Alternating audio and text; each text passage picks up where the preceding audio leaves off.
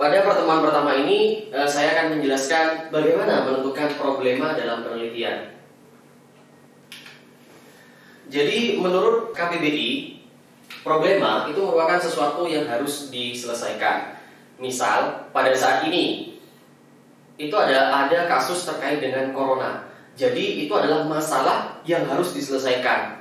Kemudian contoh lain, di bidang pertanian, khususnya tanaman pangan, pada saat ini, pertumbuhan penduduk Indonesia itu sangat terus meningkat, sehingga kebutuhan pangan terus meningkat. Oleh karena itu diperlukan suatu solusi untuk menyelesaikan hal tersebut. Maka dari itu masalah tersebut kita anggap sebagai problema. Kemudian ada pendapat ahli yang menyatakan bahwa problema itu merupakan penyimpangan antara yang seharusnya dan yang benar-benar terjadi. Misalkan kita ingin melakukan pemupukan, kita memupuk katakanlah unsur nitrogen. Seharusnya dengan kita menambahkan unsur nitrogen, pertumbuhan tanaman itu semakin meningkat, ditunjukkan dengan warna hijau, kecepatan pertumbuhan dan lain sebagainya. Ternyata terbukti di lapang bahwa pertumbuhan tanaman tidak demikian. Maka dari itu antara yang seharusnya dan yang benar-benar terjadi itu tidak sesuai, maka itu kita katakan problema. Kemudian problema juga diartikan antara penyimpangan antara teori dengan praktek. Misal, secara teori tanaman padi membutuhkan pemupukan 200 kg N per hektar. Namun secara prakteknya ketika kita pupuk 200 N per hektar, ternyata tanaman tersebut justru rebah. Hal ini dapat dikatakan bahwa tanaman tersebut memiliki kelebihan atau dia mengalami kelebihan penyerapan N. Hal ini bisa disebabkan oleh kelebihan nitrogen di tanah. Nah, antara teori dan praktek itu tidak sesuai atau terjadi penyimpangan. Itu juga disebut dengan problema. Kemudian selanjutnya ada antara aturan dengan pelaksanaan. Jadi aturan, katakanlah di suatu dosis pupuk itu aturannya 250 kg per hektar. Kita lakukan pemupukan 250 kg per hektar. Namun setelah pelaksanaan ternyata menimbulkan efek yang justru mengakibatkan tanaman keracunan. Hal ini tidak sesuai sudah dengan aturannya. Oleh karena itu muncullah suatu masalah. Yang terakhir, antara rencana dan pelaksana. Kita memiliki rencana tetapi tidak sesuai dengan pelaksanaannya. Itu juga disebut sebagai problema. Kemudian problema di lapang itu kita dapat menemukannya berdasarkan sumber-sumber dari problema. Problema yang pertama itu adalah permasalahan di lapang terkait dengan problem solving. Di bidang pertanian sendiri, khususnya tanaman pangan, apalagi kita itu berada di pendidikan vokasi, maka dari itu masalah di lapang itu harus segera diselesaikan, khususnya masalah-masalah yang kontemporer. Kemudian sumber problema yang kedua adalah daya hayal dan intuisi. Ini dua hal yang berbeda. Karena ketika kita berbicara daya hayal, ini merupakan proses berpikir atau proses menghayal. Jadi sedangkan intuisi sendiri itu tanpa melalui proses berpikir. Jadi sehingga tiba-tiba muncul saja di pikiran kita bahwa ada masalah seperti ini. Tapi biasanya yang muncul di pikiran kita itu sesuai dengan bidang kajian kita, karena sudah kita bergelut di bidang tersebut. Yang selanjutnya, masalah itu bisa kita dapatkan melalui seminar. Jadi ketika kita mengikuti seminar, yang saat ini pada kondisi pandemi biasanya seminar dilaksanakan dalam bentuk webinar, kita bisa menemukan masalah-masalah dari kegiatan tersebut. Kemudian selanjutnya adalah pengalaman pribadi. Misal, sebagai mahasiswa, pastilah melakukan kegiatan praktikum. Dari kegiatan praktikum itulah biasanya muncul suatu masalah apa yang terjadi pada tanaman kita saat kita tanam. Maka dari itu, pengalaman pribadi saat praktikum dapat dijadikan sumber problema, khususnya bagi mahasiswa yang ingin penelitian. Selanjutnya adalah pernyataan dari pemegang otorita. Yang ini terkait dengan kebijakan pemerintah. Misal pada saat ini adalah percepatan penanganan COVID-19. Maka dari itu, penelitian saat ini diarahkan untuk mendapatkan vaksin atau obat untuk sebagai vaksin atau obat untuk mengurangi atau menekan terkait serangan dari COVID-19. Kemudian selanjutnya, bagaimana kita menentukan problema yang paling sesuai untuk kita kaji dalam penelitian? Maka kita harus menentukan pertimbangan-pertimbangan yang dapat menentukan bahwa problema itu layak untuk kita lakukan penelitian. Yang pertama adalah pertimbangan objektif. Dalam pertimbangan objektif ini ada 4 poin yang harus kita pahami. Poin pertama adalah ilmu pengetahuan dan teknologi. Ini berarti problema yang akan kita selesaikan itu memiliki dampak yang luas terhadap ilmu pengetahuan dan teknologi. Kemudian yang kedua, ini poin yang cukup penting khususnya di bidang pendidikan vokasi, problem solving. Karena di bidang pendidikan vokasi kita lebih banyak berhadapan dengan kondisi lapang, kita langsung ke lapang. Karena memang pendidikan vokasi sendiri itu 70% adalah praktek, sedangkan 30%-nya teori. Oleh karena itu, kita sebagai mahasiswa di pendidikan vokasi maka lebih baik mendapatkan problema dalam menentukan problema itu melalui problem solving. Oleh karena itu, pertimbangan problem solving ini sangat penting dijadikan penentuan dalam menentukan problema. Oke, kemudian yang ketiga adalah dampaknya luas. Jadi problema yang kita selesaikan melalui penelitian nantinya itu memiliki dampak luas. Jadi dampaknya tidak hanya terhadap petani. Kemudian yang terakhir dalam pertimbangan objektif itu adalah unsur kebaruan, di mana dari unsur ini terdiri atas orisinilitas. Yang dimaksud di sini penelitian yang kita lakukan itu masih baru. Jadi sebaiknya yang orisinil. Boleh kita melakukan penelitian yang mirip tapi ada nilai novelty. Jadi ada nilai kebaruannya. Kemudian aktual. Aktual itu memang benar-benar terjadi, fakta. Seperti itu, dan inovatif. Inovatif di sini ada pengembangan. Misal penelitian sebelumnya itu berbicara atau meneliti tentang bagaimana mendapatkan varietas yang berproduksi tinggi, kemudian kita kasih kebaruan produksi tinggi dan tahan hama penyakit misalkan, atau produksi tinggi dan umurnya genjang, seperti itu. Kemudian pertimbangan yang kedua adalah subjektifnya. Nah, ini dari penelitinya sendiri. Jadi pertimbangan ini juga menjadi dasar kita dalam menentukan problema. Jangan sampai kita menentukan problema tetapi kita tidak mementingkan pertimbangan subjektif. Justru ini akan menghambat dalam penelitian kita selanjutnya. Yang pertama adalah dana. Sebagai peneliti, misalkan kalian adalah mahasiswa di 4, penelitian kalian hanya di level KKNI level 6, dan itu dimaksudkan hanya belajar meneliti. Oleh karena itu, kebutuhan dana jangan sampai terlalu banyak sehingga tidak mampu untuk mengeluarkan dana sebanyak itu. Oleh karena itu kita batasi.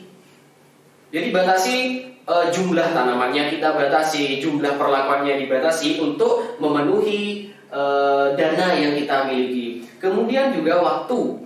Penelitian untuk level D4, jadi kita harus juga menyesuaikan waktunya. Jadi kan maksimal paling tidak dari kita menulis proposal sampai kita selesai, maksimal itu paling tidak 1 tahun lah, atau 1 semester. Oleh karena itu kita harus meneliti yang sekiranya itu cukup dalam semester tersebut. Kemudian tenaga, terkait dengan jumlah orang yang kita butuhkan dalam penelitian tersebut. Kemudian yang terakhir adalah metode. Apakah metode itu ada? Kalau ada, kita bisa melanjutkan penelitian itu. Kalau tidak ada, kita bisa mencarinya. Terkadang ada metode tapi kita sulit melakukan karena kita belum berpengalaman. Oleh karena itu, ini salah satu dijadikan sebagai pertimbangan dalam menentukan problema. Selanjutnya, ini adalah contoh bagaimana kita scoring untuk menentukan problema mana yang akan kita pilih dalam penelitian. Jadi yang pertama adalah problema dalam menentukan pertimbangan objektif, yang kedua subjektifnya. Di pertimbangan objektif itu ada impact, problem solving, dampak luas, dan kebaruan. Sedangkan di pertimbangan subjektif ada dana, waktu, tenaga, dan metode. Di lapang kita cari beberapa masalah. Misal ada 3 masalah, problema 1, 2, dan 3. Kemudian kita scoring. Jadi masing-masing ini kita scoring. Kalau dia memiliki dampak ke impact sangat tinggi, maka kita skor besar. Kemudian yang selanjutnya adalah problem solving. Kalau dia dapat menyelesaikan masalah, maka kita skor juga besar. Semakin luas dampaknya, maka skornya semakin besar, dan semakin baru penelitian itu, skornya juga semakin besar. Kemudian yang pertimbangan subjektif, masalah dana. Semakin besar dana yang digunakan, maka skornya semakin kecil. Jadi lebih baik bagaimana kita menghasilkan penelitian yang itu dampaknya luas dengan kebaruan dan dengan dana seminimal mungkin. Kemudian waktu, semakin cepat kita bisa menyelesaikan penelitian itu, maka kita skornya semakin tinggi. Demikian juga tenaga. Jika tenaga yang dibutuhkan itu tidak banyak, tapi dampaknya luas terhadap hasil penelitiannya, maka skornya besar. Kemudian yang terakhir adalah metode. Jika metode ini mudah dilakukan dalam menyelesaikan problema itu, kita skor besar. Nah, kemudian total skor tiap problema kita skor di sini, kemudian kita bisa rata-rata. Selanjutnya adalah kita tambahkan. Jadi 60%-nya kita berdasarkan pertimbangan objektif, sedangkan 40% adalah subjektif. Berikut adalah contoh bagaimana kita menentukan problema berdasarkan 2 pertimbangan, yaitu objektif dan subjektif. Yang pertama, kita cek di problema 1. Misal kita skor di impact 80, kemudian problem solving 85, selanjutnya adalah dampak luasnya 80 dan kebaruannya 75. Jadi total skornya 320 dengan rata-rata 80. Kemudian untuk problema 2 kita scoring sehingga total skornya 340 dan rata-ratanya 85.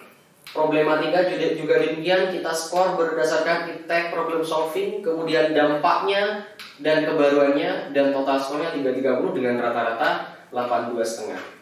Kemudian untuk pertimbangan subjektif, untuk yang problema 1 kita scoring 325 dengan rata-rata 81,5. Sedangkan problema 2, setelah kita tambahkan skornya dari 4 pertimbangan ini, maka muncul 335, rata-rata 83,75. Sedangkan problema 3 kita scoring dengan jumlah skor 335 dan rata-rata 83,5. Dari pertimbangan objektif dan subjektif kita dapatkan di pertimbangan objektif bahwa problema 2 itu memiliki nilai tertinggi. Sedangkan di pertimbangan subjektif, problema 2 dan 3 memiliki nilai yang sama.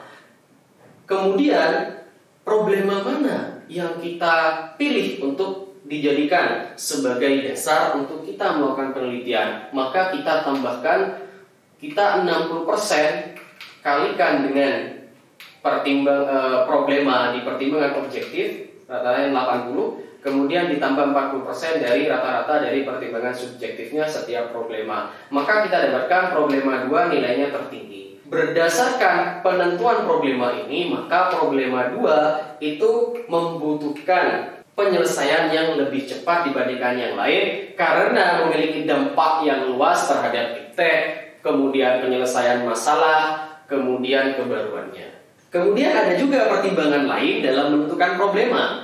Yang pertama masih baru. Jadi kalau ada problema yang kita pilih di lapang itu memang belum pernah diteliti sebelumnya, atau pernah diteliti di tempat lain tapi kita adopsi di negara kita, kemudian kita kembangkan, kita berinovasi. Kemudian praktis. Ini khususnya bagi kita sebagai mahasiswa di pendidikan vokasi. Jadi penelitian yang kita lakukan hasil penelitiannya itu lebih baik yang praktis sehingga dapat secara langsung digunakan oleh petani.